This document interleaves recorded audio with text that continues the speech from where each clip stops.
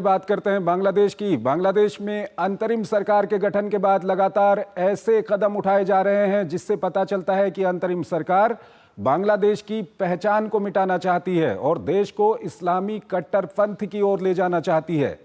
ऐसे ही एक फैसले के तहत अंतरिम प्रशासन के द्वारा अब बच्चों की किताबों में परिवर्तन किया जा रहा है।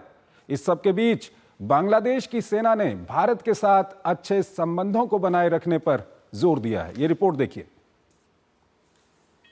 सत्ता से चिपके रहने की लालच ने नोबेल पुरस्कार विजेता और अंतरिम सरकार के मुखिया को न सिर्फ दुनिया के सामने बेनकाब कर दिया है, बल्कि देश को एक ऐसे मोड़ पर लाकर खड़ा कर दिया है जिससे अनिश्चितता, अराजकता और अस्थिरता के माहौल से निकलना फिलहाल मुश्किल हो गया है। अपनी इन्हीं व्यक्तिगत मजबूरियों के कारण यूनुस कट्टरपंथियों के आगे घुटने टेकते नजर आ रहे हैं। पिछले दिनों छात्र आंदोलन के नाम पर कुछ कथित संगठनों ने संविधान में बदलाव की मांग की तो यूनुस प्रशासन ने इन्हें संतुष्ट करने के लिए खूब अंधेरी रात में जुलाई अगस्त के हिंसक प्रदर्शनों पर घोषणा पत्र जारी करने का ऐलान कर दिया। हालांकि छात्रों ने 15 जनवरी तक अल्टीमेटम देते हुए अपना प्रदर्शन वापस ले लिया।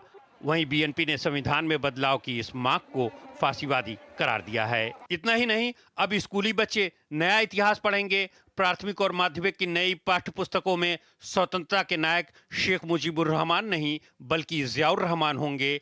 इन किताबों में बताया गया है कि 26 मार्च 1971 को सबसे पहले जियाउर रहमान ने बांग्लादेश की स्वतंत्रता की घोषणा की। हालांकि बंगबंधु के कहने पर 27 मार्च को जियाउर रहमान ने फिर से इसका ऐलान किया। ये पहली बार नहीं है जब बांग्लादेश की पाठ्य पुस्तकों में इस तरह का बदलाव किया गया है। इससे पहले 1996-2001 के अवामी लीग के कार्यकाल के दौरान शेख मुजीबुर रहमान को स्वतंत्रता की घोषणा करने वाला जबकि जियाउर रहमान को सिर्फ ये संदेश पढ़ने वाला बताया गया था। जबकि बीएनपी की सरकार में बताया गया कि स्वतंत्रता की घोषणा जियाउर रहमान ने ही की थी। बदलते घटनाक्रम के बीच सेना प्रमुख ने राजनीति में हस्तक्षेप नहीं करने का भरोसा जरूर दिया है, लेकिन सवाल उठ रहे हैं कि कितनी देर तक। साथ ही उन्होंने भारत को बड़ा भाई बताते हुए कहा कि सेना सौहार्दपूर्ण संबंध बनाए रखने के लिए बेहद उत्सुक है। वहीं राजनीतिक ध्रुवीकरण भी तेजी से गहराता जा रहा है। अब तक हर मोर्चे पर साथ साथ नजर आने वाली बीएनपी और जमात इस्लामी में मतभेद साफ दिखाई दे रहे हैं। बीएनपी तुरंत चुनाव चाहती है, लेकिन जमात इस्लामी इसके मूड में नहीं है। वहीं चुनाव आयोग ने कहा है कि शेख हसीना की पार्टी अवामी लीग चुनाव लड़ सकती है जब तक कि उस पर प्रतिबंध नहीं लगाया जाता है। अनिल कुमार तिरकुनायत हमारे साथ जुड़ रहे हैं, विदेशी मामलों के जानकार हैं, उनसे हम बातचीत करेंगे इस मामले पर। अनिल जी, बहुत बहुत स्वागत है आपका हमारे इस कार्यक्रम में। पहला सवाल जो मैं आपके सामने रखने जा रहा हूं वो यही है कि मुजीबुर रहमान या जियाउर रहमान, ये किस तरह का विवाद खड़ा करना चाहती है वहां पर अंतरिम सरकार? देखिए, जो अंतरिम सरकार है वो बेसिकली मुझे तो ये लगता है कि जिसको अभी उनको समझ नहीं आ रहा है कि क्या किया जाए। जो अपनी हिस्ट्री को अगर आप हटाना चाहते हैं पूरी तरह से, तो मैं समझता हूं कि वहां पर देश पूरी तरह डिवाइडेड हो जाएगा। क्योंकि चाहे अवामी लीग की बात हो या उनके स्वतंत्रता संग्राम की बात हो 1971 की, आप हिस्ट्री को तो नहीं नकार सकते ना। तो ये एक समस्या है जिसको बांग्लादेश की नई सरकार कुछ करना चाहती है। इससे सबसे बड़ी बात मैं समझता हूँ कि ये कोशिश कर रहे हैं कि कंट्रोवर्सी जनरेट होती रहे और ताकि उनको एक जैसे इंडिया पंचिंग का मौका मिल रहा है, और दूसरी तरफ ये है कि दूसरे देश जैसे चाहे वो चीन हो, पाकिस्तान हो, अमेरिका हो, उनसे सपोर्ट मिलने की आशा है।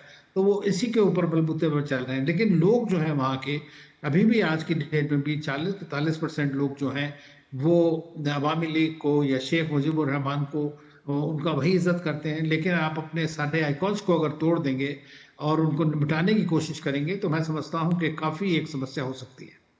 तिरकुनाथ जी, ये बच्चों के पाठ्यक्रम में जो बदलाव की बात है कि इतिहास को वहां पर बदल दिया जाएगा, दरअसल किस ओर ये देश को ले जाना चाहती है अंतरिम सरकार वहां पर? देखिए, मैं तो समझता हूँ कि इस वक्त पूरा एक बड़ा इस्लामिस्ट एजेंडा लेकर के वो लोग चल रहे हैं। सबसे बड़ी बात यह है, शेख मुजीबुर रहमान जो है, आप जानते ही हैं कि उन्होंने बड़ा सेकुलर टाइप का एक बांग्लादेश का कल्पना की थी और बांग्लादेश ने काफ़ी तरक्की भी की है। मैं समझता हूँ कि पूरे रीजन के अंदर में सबसे अच्छी तरह अगर प्रोग्रेस किसी कंट्री ने की तो वो बांग्लादेश ने की, coming from a very typical situation in 50 years.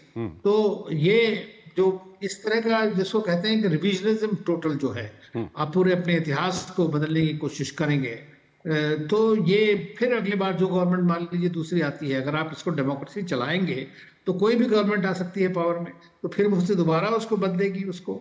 तो ये मैं समझता हूँ कि इतिहास के साथ जो भी छेड़छाड़ है, ये एक किसी भी देश के लिए बहुत घातक हो सकता है।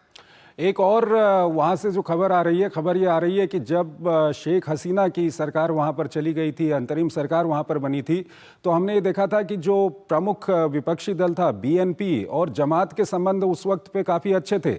लेकिन अब जल्द चुनाव कराने की मांग को लेकर बीएनपी और जमात दोनों अलग अलग बातें कह रही हैं, दोनों के अलग अलग रुख हैं।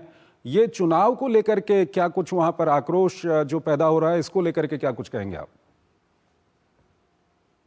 देखिए, बीएनपी एक पॉलिटिकल पार्टी है।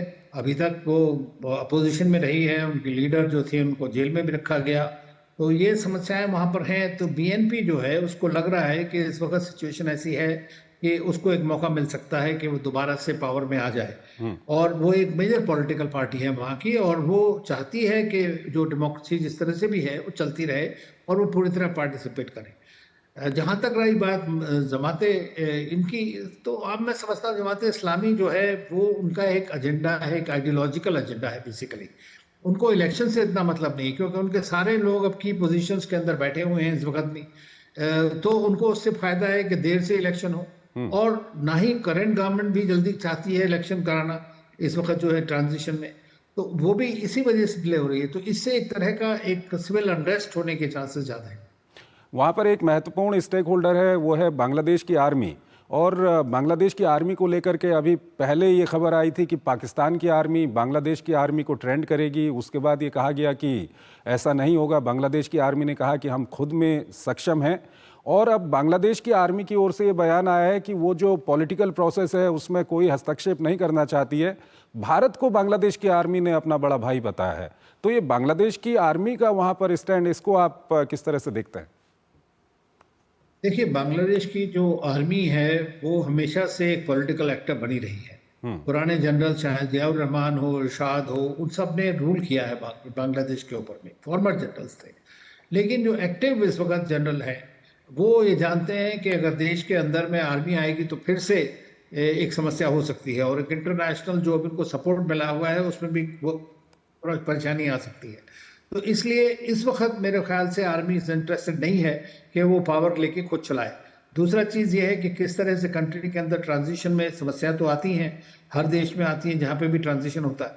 तो इस वक्त में जो वो कह रहे हैं कि भारत के साथ, भारत बड़ा देश है, भारत ने तो हमेशा भला ही चाहा है, और बहुत सारे वहाँ के जो फौजी हैं वो यहाँ पे ट्रेन भी हुए हैं। भारत ने शुरू से एक अच्छा कोलैबोरेटिव सिस्टम रखा है वहाँ के बारे में।